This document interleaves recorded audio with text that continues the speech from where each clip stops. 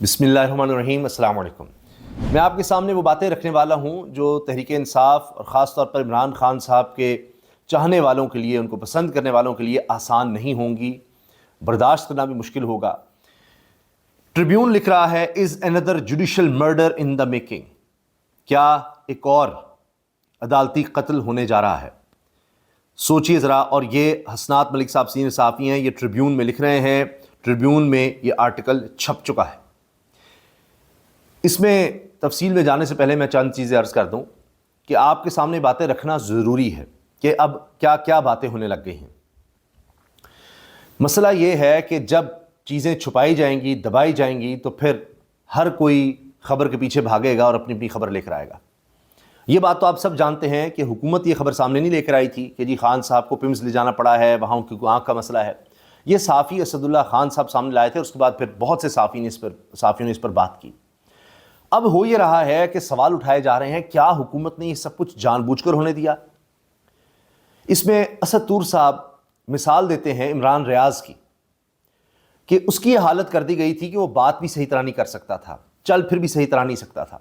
میں خود عمران ریاض سے ملنے جب گیا تھا تو واقعی اس کی حالت تھی، اور میں تقریباً عمران ریاض کو لگ بھگ کوئی 17-18 سال سے جانتا ہوں۔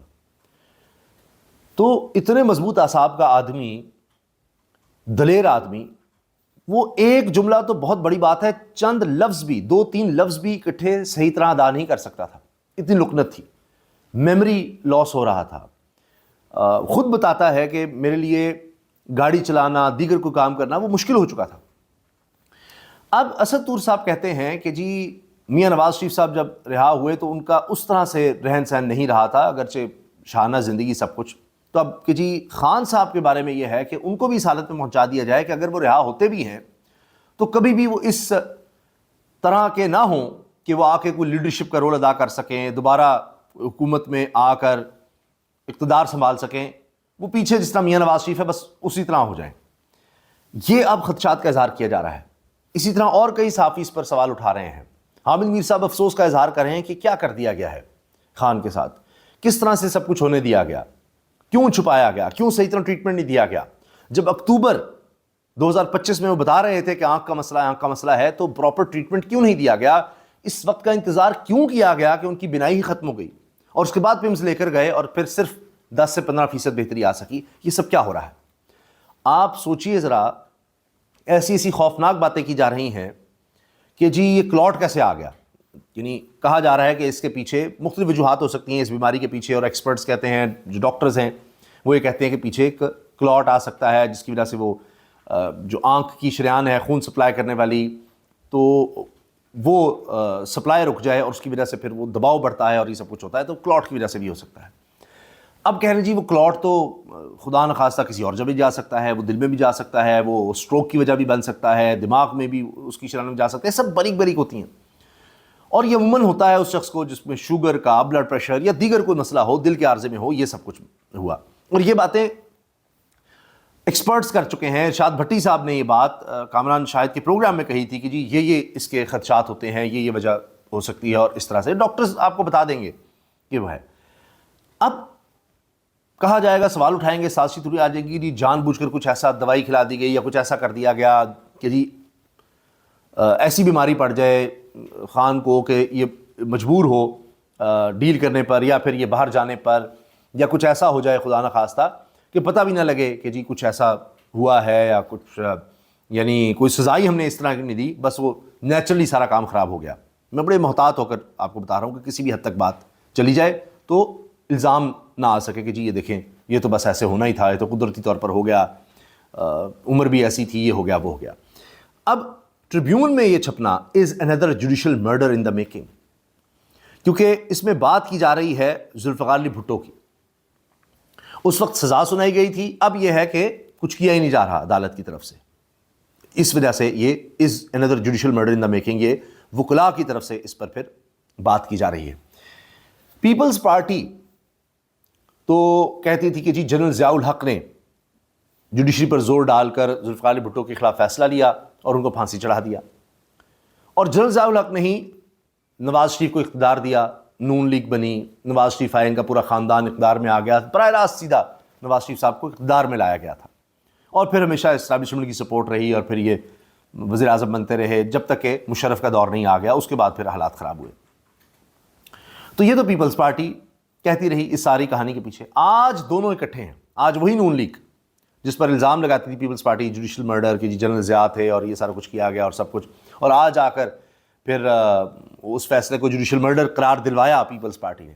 آج پیپلز پارٹی نون لیگ اکٹھے ہیں، اور اس وقت یہ ٹریبیون جیسے انٹرنیشنل ادارے کا پاکستان میں جو سبسڈری ہے اس کی طرف سے لکھا جا رہا ہے، اور حسنات ملک جیسا سینئر ترین صحافی، بڑا معتبر صحافی، یہ آرٹیکل لکھ رہا ہے کہ از another judicial murder in the making. تو سوچئے کتنی خوفناک صورتحال ہے۔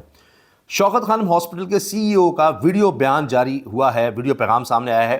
اس سے پہلے شوکت خانم کے ایک اور سینئر ڈاکٹر جو کہ عمران خان کے ذاتی معالج ہیں، ان کا بھی بیان سامنے آیا تھا۔ انہوں نے بتایا کہ جی ہمیں خدشات ہیں اور ملاقات ہونی چاہیے۔ اب ڈاکٹر فیصل سلطان جو سی ای او شوکت خانم ہیں، انہوں نے کہا ہے کہ جو ہمیں سمجھ آ سکی تھی حالات اس سے زیادہ خراب ہیں، اور ہم دونوں ڈاکٹرز کو یا کم از کم ایک کو شامل کیا جائے پینل میں، اور فوری طور پر الشفا انٹرنیشنل ہاسپٹل اسلام آباد کا انہوں نے کہا کہ جی ادھر ہونا چاہیے علاج، اور اس سے بہتر کہیں اور نہیں ہو سکتا، پاکستان میں کہیں جانا ہے۔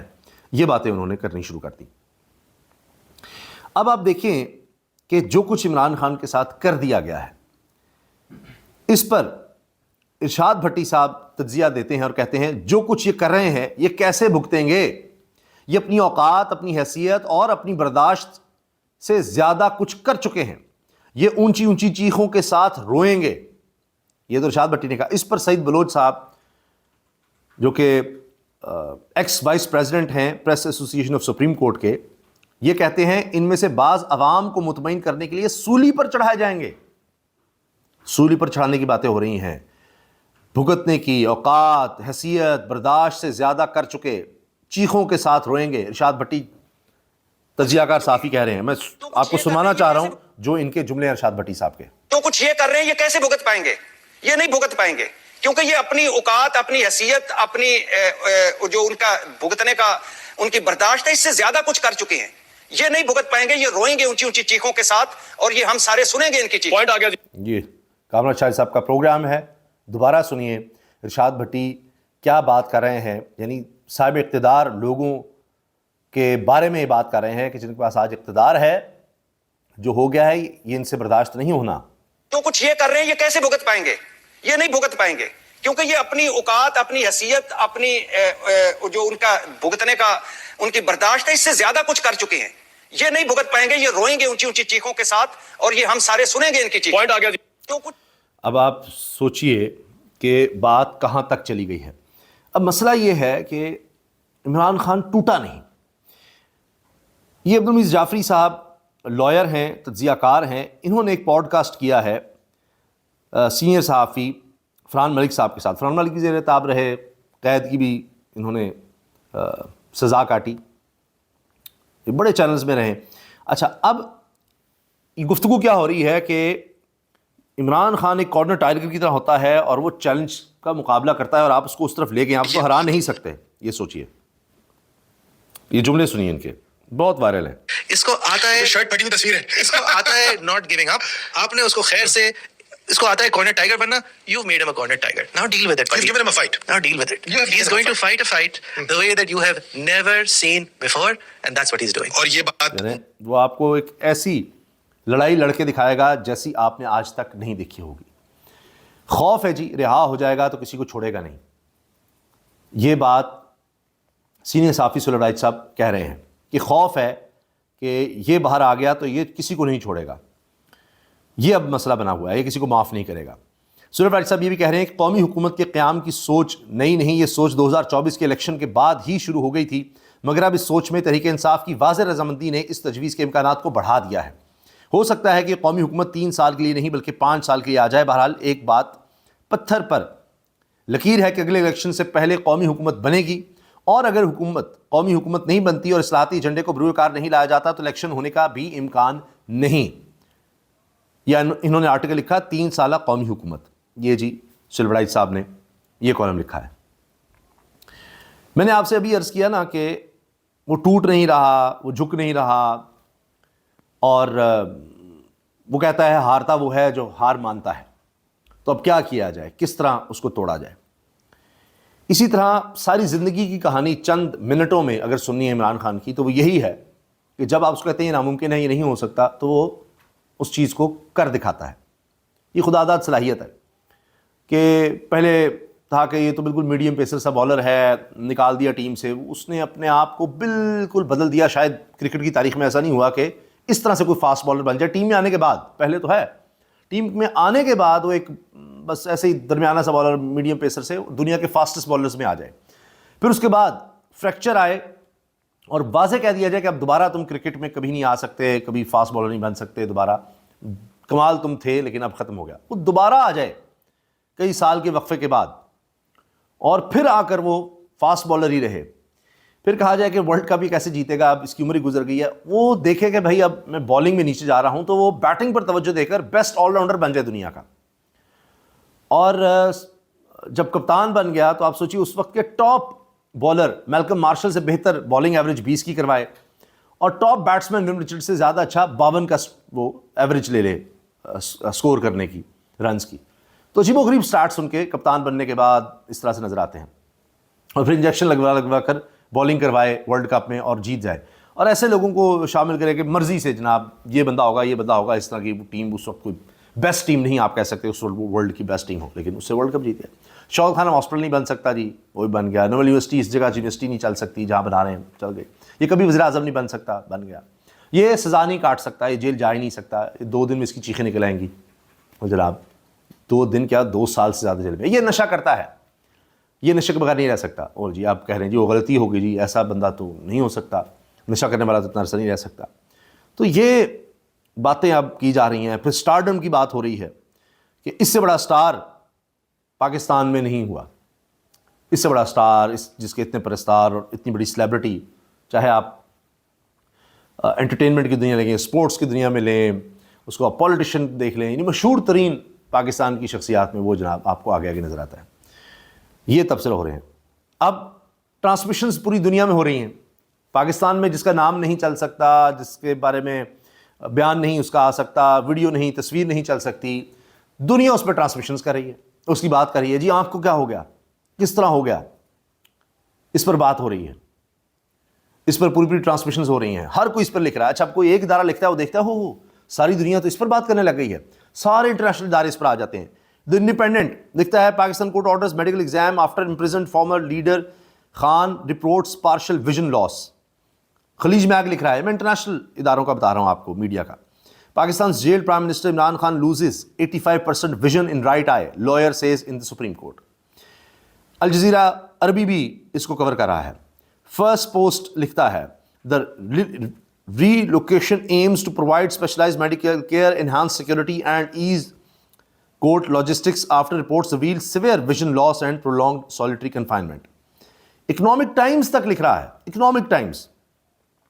Imran Khan complains about denial of health services, satisfied with security and food in prison. DW, German channel. Pakistan Supreme Court has ordered the Pakistani government to form a medical team to assess opposition politician Imran Khan's health after the imprisoned former Prime Minister reportedly complained of massive vision loss. Al Jazeera English likh raha hai, Pakistan's ex-PM Imran Khan left with 15% vision in right eye, court-appointed lawyer. Sky News برطانیہ کا, former Pakistani Prime Minister Imran Khan has suffered severe vision loss in prison. His family and lawyers say he has 15% vision left in his right eye. یہ جناب آپ دیکھیے international media coverage ہے اور یہ باتیں کی جا رہی ہیں.